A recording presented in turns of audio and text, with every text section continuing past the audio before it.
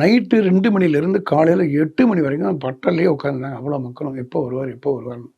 வேற யார் வந்தாலும் கொஞ்ச நேரம் உட்காந்து பார்ப்பாங்க. வர்றப்ப பார்த்துக்கலான்ட்டு போயிருவாங்க. எம்ஜிஆர் வர்றாருன்னா, ஒரு நாள் முழுக்க அந்த பொட்டல்ல கித்தான்கள கொண்டு வந்து விரிச்சுக்கிட்டு, பாயவே நெசவாள குடும்பங்கள் பாய வச்சுட்டு அவர பார்த்துட்டா போதும்ன்னு உட்காந்துருப்பாங்க.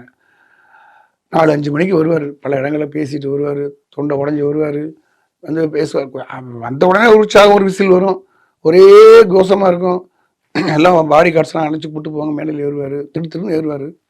ஏறி கொஞ்ச நேரம் தான் பேசுவார். பெருசாலாம் சாணக்கியத்தனமாலாம் பேச மாட்டாரு.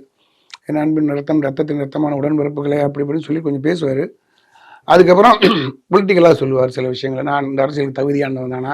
நீங்கள் என்னை இன்னும் நம்புகிறீர்களா? நம்புகிறீர்கள் ஏன் போன தேர்தலில் என்னை தோற்கடித்தீர்கள்? இப்படிலாம் கேட்பாரு. அது என்னமோ அவங்க 2 பேரும் பேசிக்கிற மாரி, குடும்பத்தில பேசிக்கிற மாரி இருக்கும். மத்த தலைவர்கள் அவர தொண்டர்கள்ட்ட பேசுற மாரி இருக்கும்.